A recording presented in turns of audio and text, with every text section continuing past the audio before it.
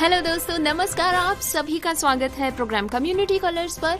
इस वक्त रात के 9 बज चुके हैं। आ चुका है शुक्रवार का दिन, जब हम और आप मिलकर लेते हैं जायजा डिसेबिलिटी सेक्टर से जुड़ी तमाम लेटेस्ट अपडेट्स और तमाम खबरों का, और साथ ही साथ हम सुनते हैं सोशल मीडिया अपडेट्स किसकी, DEPWD MSJE डिपार्टमेंट की।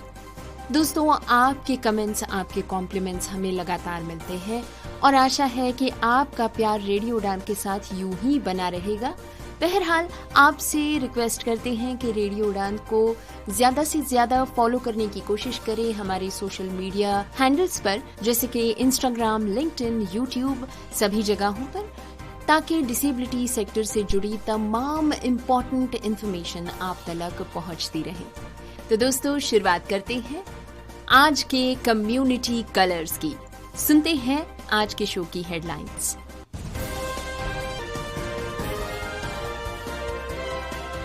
दिल्ली के GD गोयनका स्कूल को बड़ा झटका। हाईकोर्ट ने ऑटिज्म पीड़ित बच्ची को फिर से दाखिला देने का दिया आदेश।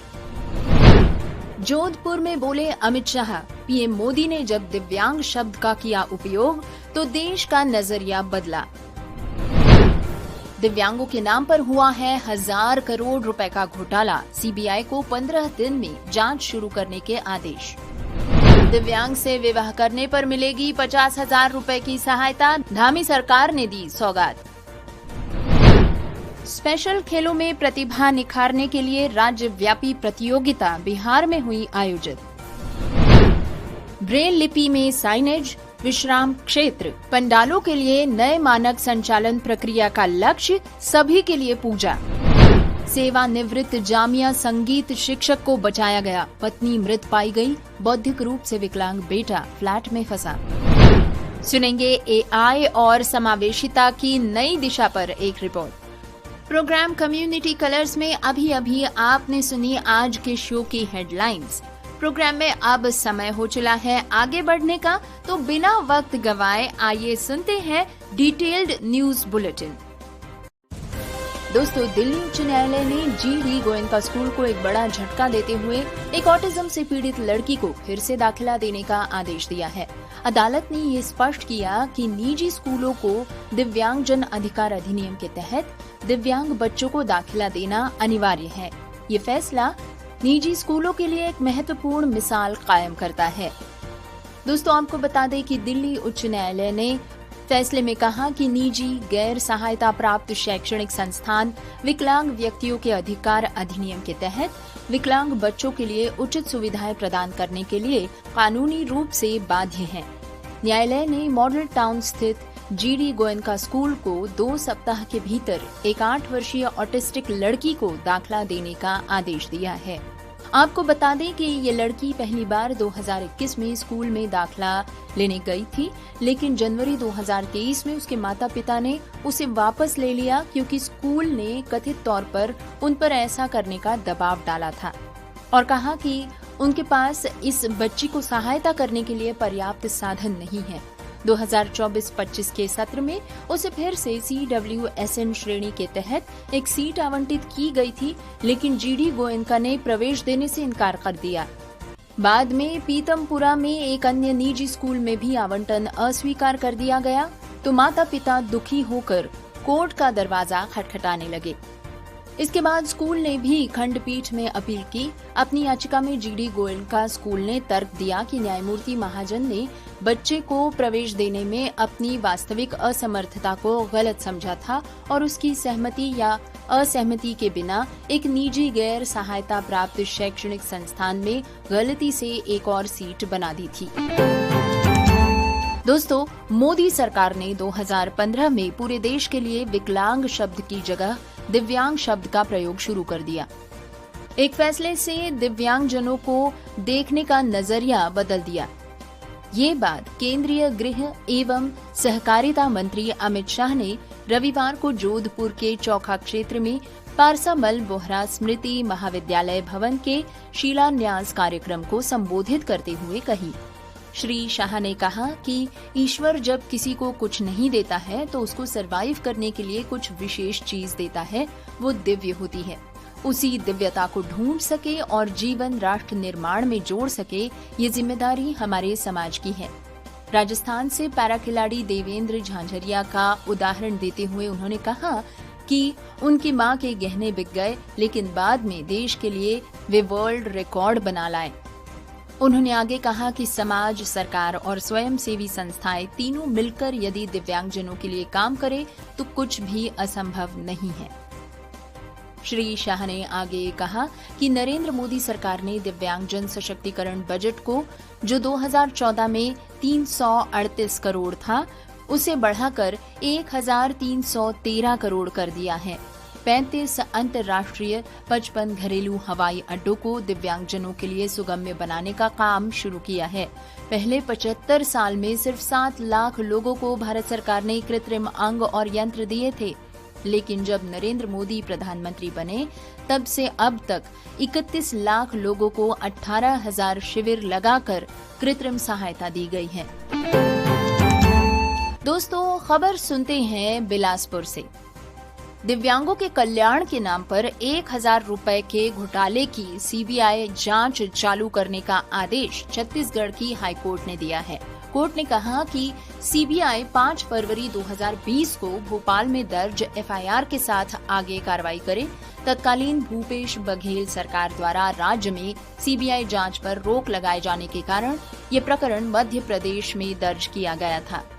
अब कोर्ट ने कहा है कि सीबीआई 5 फरवरी 2020 को भोपाल में दर्ज एफआईआर के साथ आगे कार्रवाई करे।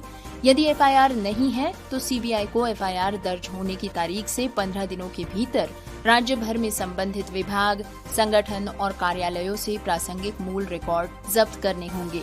तत्कालीन भूपेश बघेल सरकार द्वारा राज्य में सीबीआई जांच पर रोक लगाए जाने के कारण ये प्रकरण मध्य प्रदेश में दर्ज किया गया था। न्यायमूर्ति प्रतिम साहू और न्यायमूर्ति संजय कुमार जायसवाल की खंडपीठ ने इस मामले को प्रणालीगत भ्रष्टाचार यानी कि सिस्टमैटिक करप्शन का बताते हुए कहा कि इसमें उच्च स्तर के अधिकारी शामिल हैं। राज्य सरकार ने अब तक इस मामले में कोई ठोस कार्रवाई नहीं की है, जिसके चलते स्वतंत्र एजेंसी द्वारा जांच की आवश्यकता महसूस की गई है। दोस्तों, आपको बता दें कि इस मामले में तत्कालीन महिला एवं बाल विकास मंत्री, वर्तमान में भाजपा विधायक रेणुका सिंह, तत्कालीन मुख्य सचिव व सेवानिवृत्त IAS विवेक ढांड समेत कई बड़े नाम जांच के घेरे में हैं। दोस्तों, खबर सुनते हैं देहरादून से। प्रदेश सरकार ने दिव्यांगजन के हित में एक अहम फैसला यहाँ पर लिया है। अब दिव्यांग युवक या युवती से विवाह करने या दिव्यांग से दिव्यांग के शादी करने पर दंपति को 50,000 रुपए की आर्थिक सहायता दी जाएगी। दरअसल मंगलवार को कैबिनेट में बैठक हुई जिसमें ये निर्णय लिया गया। इससे पहले ये राशि 25,000 रुपए निर्धारित थी। समाज कल्याण विभाग की ओर से वर्तमान में कई विवाह अनुदान योजनाएं संचालित हैं। इसमें अनुसूचित जाति, जनजाति की पुत्रियों की शादी, निराश्रित विधवाओं की या पुत्रियों की शादी, परित्यक्त विवाहित महिला या मानसिक रूप से विकलांग व्यक्ति की पुत्री के विवाह के लिए अनुदान योजना, अंतरजातीय विवाह प्रोत्साहन योजना और दिव्यांग युवक या युवती से विवाह पर प्रोत्साहन अनुदान योजना शामिल है। इन योजनाओं के तहत अधिकांश मामलों में 50,000 रुपए की सहायता दी जाती है। हालांकि दिव्यांग युवक युवती से विवाह पर मिलने वाली राशि अब तक केवल 25,000 रुपए थी, जिसे असमानता दूर करने के लिए सरकार ने दोगुना कर दिया है। सरकार का मानना है कि ये कदम न केवल दिव्यांग व्यक्तियों के सशक्तिकरण की दिशा में महत्वपूर्ण होगा, बल्कि समाज में उनकी स्वीकार्यता और आत्मसम्मान को भी मजबूत करेगा। नई व्यवस्था लागू होने के बाद अब सभी विवाह अनुदान योजनाओं में समान रूप से 50,000 रुपए की सहायता राशि दी जाएगी। दोस्तों, न्यूज बुलेटिन इसी तरह जारी रहेगा, लेकिन एक छोटे से ब्रेक के बाद। खूबसूरती सिर्फ चेहरे की नहीं, आत्मविश्वास और हुनर की भी होती है, और इसी को सलाम करता है रेडियो उड़ान। रेडियो उड़ान ब्यूटी पेजेंट सीजन 2 इस बार होने जा रहा है 1 मार्च 2026 गुलाबी नगरी जयपुर में।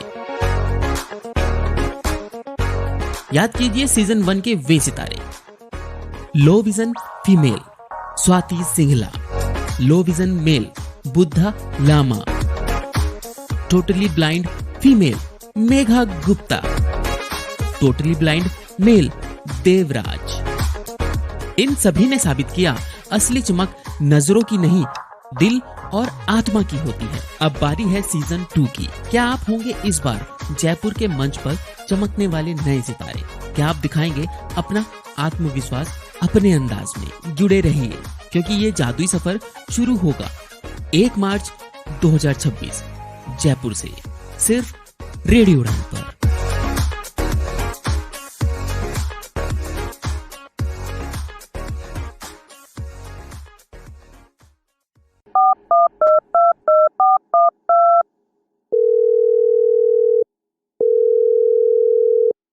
रेडियो उड़ान में आपका स्वागत है। आज का शो है चौंक गए आप भी? आपने सही समझा। अब रेडियो उड़ान सुने फोन पर भी, वो भी बिना इंटरनेट के। कैसे? श्रवण ऑडियो लाइब्रेरी के साथ। डायल करें 0807117525 पर। इंस्ट्रक्शंस फॉलो करें और सुने आपका अपना फेवरेट शो रेडियो उड़ान, अ फ्लाइट ऑफ लाइफ, अब एक फोन कॉल दूर। Shravan Audio Library is an initiative by National Association for the Blind Delhi in association with United Way Delhi. Hidden voices की तरफ से आप सभी का स्वागत। हिडन वॉइसेस, एक दृष्टि एक आवाज, और इसने पूरे भारत में दृष्टिबाधित और आर्थिक रूप से विकलांग बच्चों और वयस्कों को किताबों की दुनिया खोलकर सशक्त बनाने के लिए 1000 से भी अधिक छिपी हुई आवाजों को मिलाया है।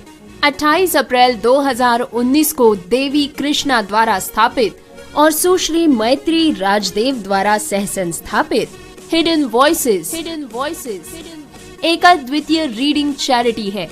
देवी एक अनुभवी मनोचिकित्सक और काउंसलर है और ह्यूमन रिसोर्स मैनेजमेंट की एक दक्ष प्रबंधक है। देवी ने पूरे भारत के विभिन्न भाषाओं के स्वयंसेवकों को दृष्टिबाधितों के लिए ऑडियो किताब पढ़ने और बनाने के लिए तैयार किया है। एक भागीदार के रूप में श्री सुधीश पी और इसके अध्यक्ष के रूप में सुश्री सिंसी थॉमस के साथ हिडन वॉइसेस के अब कुल 1500 से भी अधिक इन हाउस पाठक है और ये JNU, पुणे और दक्षिण भारत स्थित कई क्लबों से जुड़ा हुआ है, जिसके चलते अब हिडन वॉइसेस के पास 3000 से भी अधिक पाठक है। इसमें सबसे छोटे पाठक 5 साल की उम्र से लेकर सबसे बड़े पाठक 82 साल के अनुभव वाले स्वयंसेवक है। पाठकों को उम्र और चुनी गई भाषा के अनुसार ग्रुप्स में बांट दिया जाता है। हिडन वॉइसेस के पास अब लगभग 20 भाषाओं में जानकारी पूर्ण और काल्पनिक दोनों ही तरह की पुस्तकों की एक सूची तैयार है। इन ऑडियो पुस्तकों का उपयोग विभिन्न संस्थानों और समूहों जैसे कि Fergusson college Pune, lit the light, Dyuti, Madras club आदि द्वारा किया गया है। इस कार्यक्रम ने 50,000 से भी अधिक लोगों की जिंदगी को समृद्ध बनाया है। अधिक जानकारी के लिए हमें ईमेल करें hiddenvoices2020@gmail.com पर। क्या आप डिसेबिलिटी के बारे में सटीक और विश्वसनीय जानकारी जानना चाहते हैं? तो विजिट करें disability.390.org। ये वेबसाइट एक ऐसा मंच है जहां आपके सवालों को मिलेंगे विशेषज्ञों से उत्तर। आपको मिलेंगे सेल्फ एडवोकेसी की प्रेरणादायक कहानियों के वीडियोस। इतना ही नहीं, engaging games, valuable resources, inclusive music video और ढेर सारी ऑथेंटिक इंफॉर्मेशन। दिव्यांगता से जुड़े अपने सवालों के जवाब खोजिए, अपनी क्यूरियोसिटी को एक्सप्लोर कीजिए वेबसाइट पर डाइविंग डीप सेगमेंट के साथ। तो देर किस बात की, आज ही विजिट करें disability.390.org और साथ मिलकर बनाएं समावेशी समाज।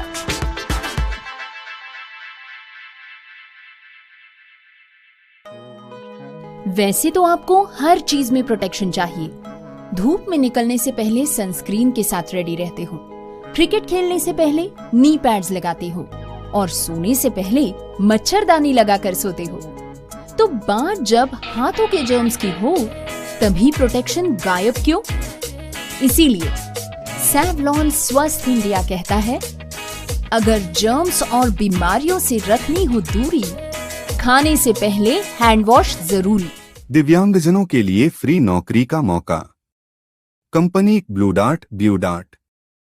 स्थान कीर्ति नगर, मुंडका आदि पद। ऑपरेशन स्टाफ वेतन कंपनी के अनुसार योग्यता 10वीं 12वीं पास। दिव्यांगता हाई LD, लो विजन। आयु 18-38 वर्ष। फ्री ट्रेनिंग प्लस समय पर वेतन। संपर्क करें आईवे हेल्प डेस्क 8800004334। अरे भाई, इंटरनेशनल पर्पल फेस्ट फिर से आ गया है और इस बार और भी बड़ा और भी धमाकेदार।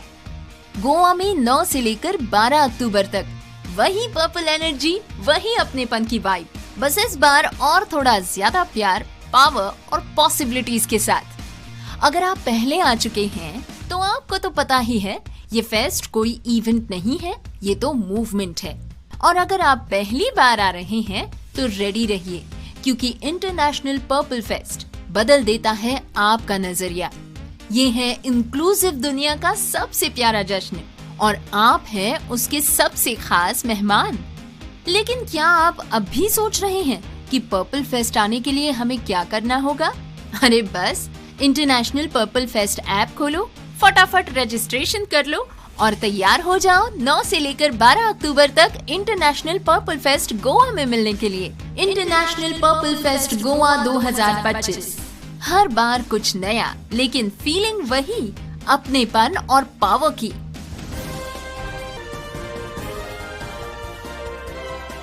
ब्रेक के बाद आप सभी का स्वागत है। न्यूज बुलेटिन जारी है, बढ़ते हैं अगली खबर की ओर।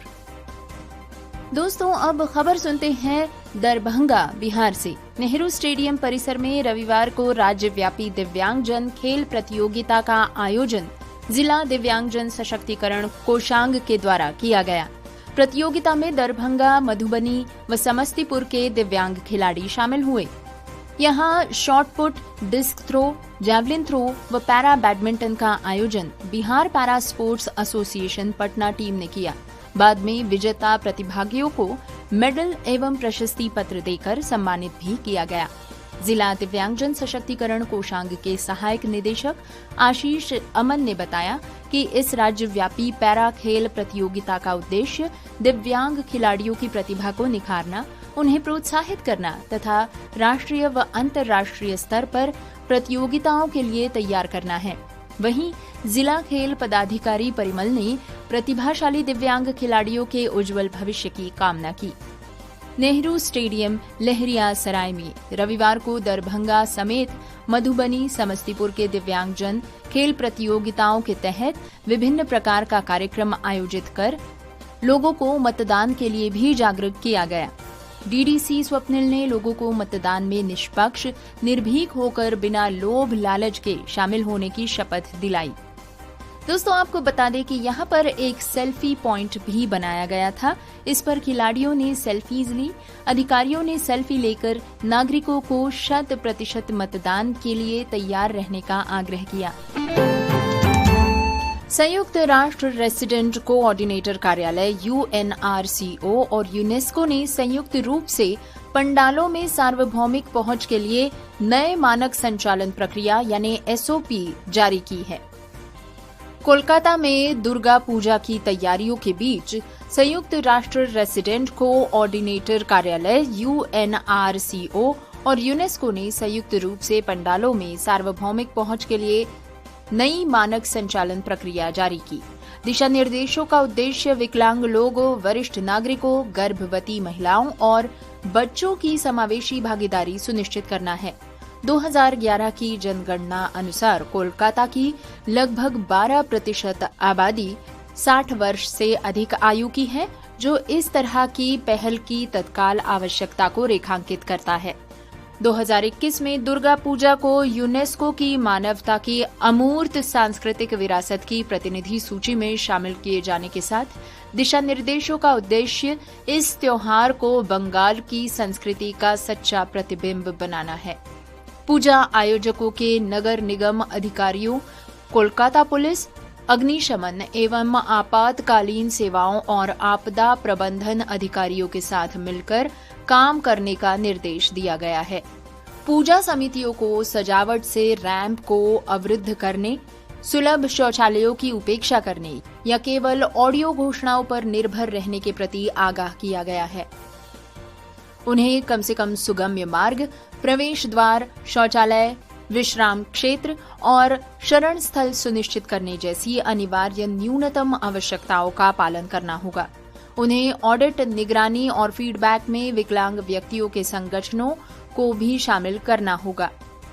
एसओपी में कहा गया है कि दुर्गा पूजा सार्वजनिक पूजा है, ये सभी की है। इसमें इस बात पर जोर दिया गया है कि समावेशिता न केवल सम्मान का विषय है बल्कि विकलांग व्यक्तियों के अधिकार अधिनियम 2016 और भारतीय राष्ट्रीय भवन निर्माण संहिता के तहत एक कानूनी दायित्व भी है। दोस्तों, खबर है दिल्ली के जामिया नगर इलाके से।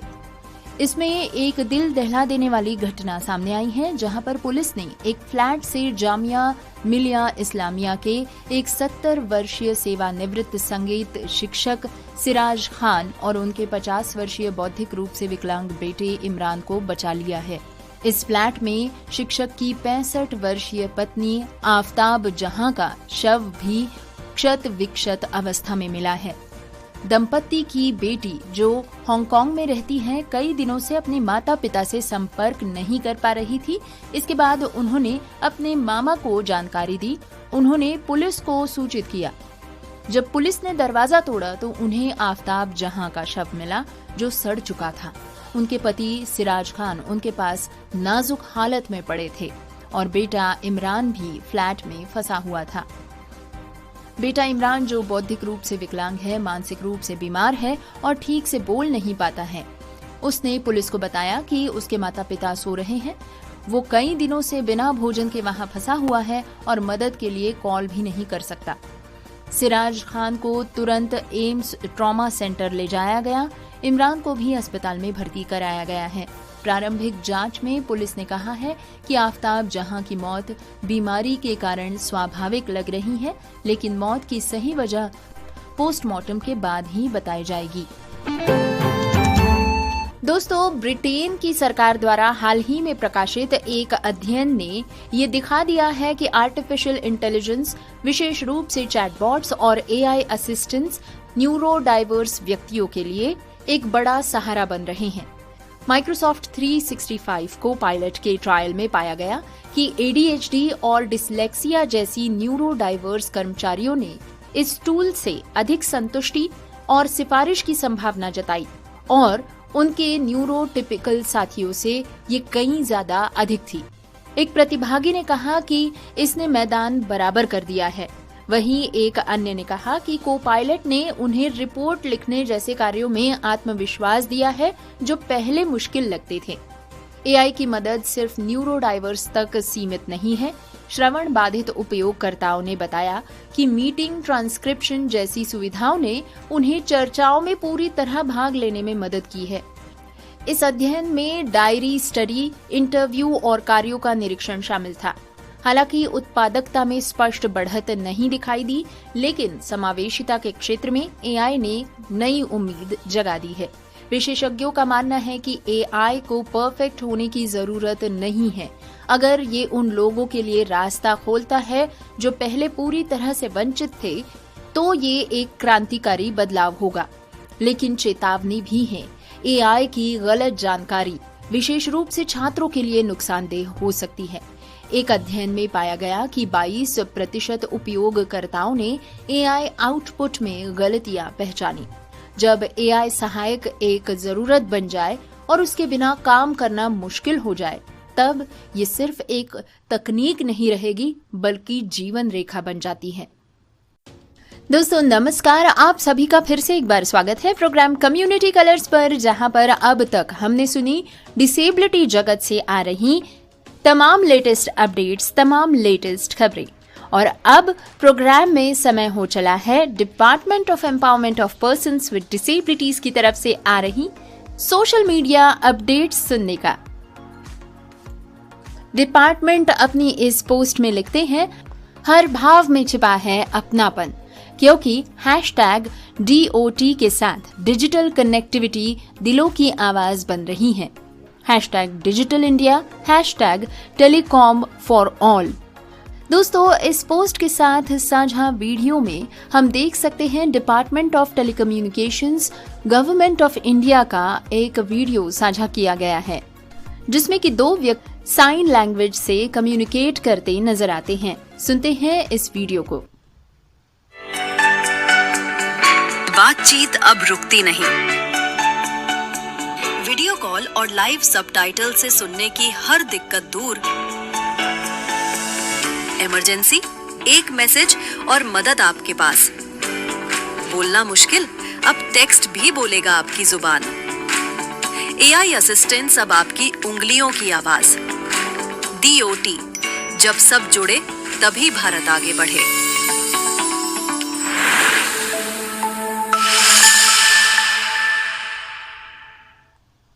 अपनी अगली पोस्ट के माध्यम से डिपार्टमेंट लिखते हैं, स्वच्छ भारत मिशन के एक भाग के रूप में दिव्यांगजन सशक्तिकरण विभाग अपने राष्ट्रीय संस्थानों और समग्र क्षेत्रीय केंद्रों में प्रभावशाली पहलों के साथ स्वच्छता पखवाड़ा मना रहा है। स्वच्छता का संदेश फैलाने वाले आकर्षक नुक्कड़ नाटकों से लेकर दिव्यांग बच्चों के अभिभावकों के लिए विशेष प्रशिक्षण सत्रों और सफाई कर्मचारियों के लिए समर्पित स्वास्थ्य शिविरों तक प्रयास एक स्वच्छ, स्वस्थ और समावेशी समाज के निर्माण की दिशा में ये एक कदम है। आइए हम सब मिलकर स्वच्छता की भावना को एक जिम्मेदारी के रूप में अपनाएं। स्वच्छता ही सेवा 2025। दोस्तों, इसी के साथ डिपार्टमेंट ने इस कार्यक्रम की कई तस्वीरें भी साझा की हैं, जिसमें देश के कई युवा शामिल नजर आते हैं। ग्राफिक पर ऊपर लिखा गया है, स्वच्छोत्सव स्वच्छता ही सेवा 2025। इसके साथ एक अनूठी पोस्ट के माध्यम से डिपार्टमेंट अगली पोस्ट के द्वारा लिखते हैं, 21 सितंबर 2025 को पोंडा के होटल मेनिनो में आयोजित दिव्यांगजनों के लिए गोवा राज्य शतरंज चैंपियनशिप में फोकस और रणनीति के कुछ क्षण जो अंतर्राष्ट्रीय पर्पल फेस्ट गोवा 2025 की प्रस्तावना बने हैं।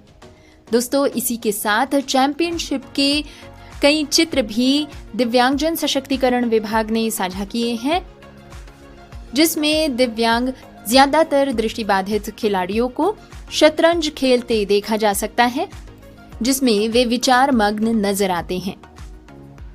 अपनी अगली पोस्ट के माध्यम से डिपार्टमेंट लिखते हैं, #NIEPID, #दिशा पाठ्यक्रम एक समान पाठ्यक्रम है जिसे बौद्धिक एवं विकासात्मक विकलांग बच्चों IDD की शिक्षा में बदलाव लाने और इसके कार्यान्वयन हेतु प्रशिक्षण प्रदान करने के लिए विकसित किया गया है। इसे जय वकील फाउंडेशन मुंबई द्वारा विकसित और NIEPID सिकंदराबाद द्वारा प्रमाणित किया गया है।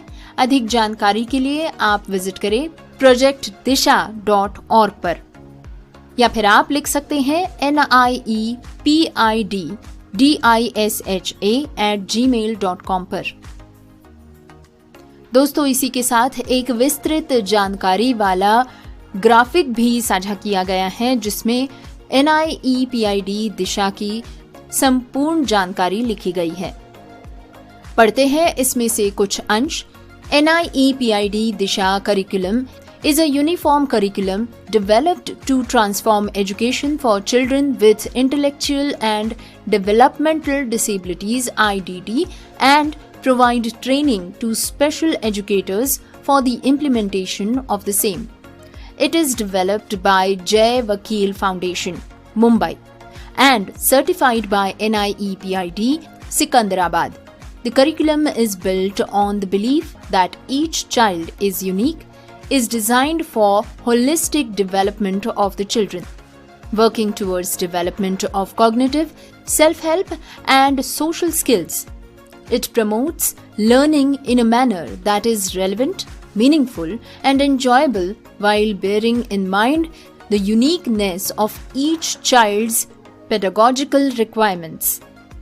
For more information, visit projectdisha.org, or you may write to nepiddisha@gmail.com।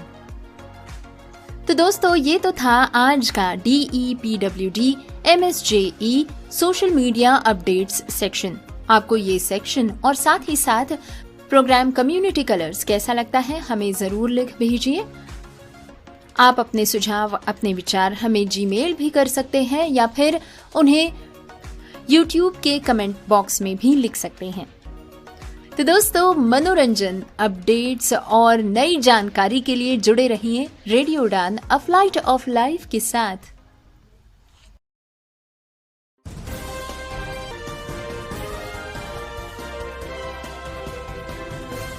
Delhi के GD गोयनका स्कूल को बड़ा झटका। हाईकोर्ट ने ऑटिज्म पीड़ित बच्ची को फिर से दाखिला देने का दिया आदेश। जोधपुर में बोले अमित शाह, पीएम मोदी ने जब दिव्यांग शब्द का किया उपयोग तो देश का नजरिया बदला। दिव्यांगों के नाम पर हुआ है 1000 करोड़ रुपए का घोटाला। CBI को 15 दिन में जांच शुरू करने के आदेश। दिव्यांग से विवाह करने पर मिलेगी 50,000 रुपए की सहायता, धामी सरकार ने दी सौगात। स्पेशल खेलों में प्रतिभा निखारने के लिए राज्यव्यापी प्रतियोगिता बिहार में हुई आयोजित। ब्रेल लिपि में साइनेज, विश्राम क्षेत्र, पंडालों के लिए नए मानक संचालन प्रक्रिया का लक्ष्य, सभी के लिए पूजा। सेवानिवृत्त जामिया संगीत शिक्षक को बचाया गया, पत्नी मृत पाई गई, बौद्धिक रूप से विकलांग बेटा फ्लैट में फंसा। सुनेंगे AI और समावेशिता की नई दिशा पर एक रिपोर्ट।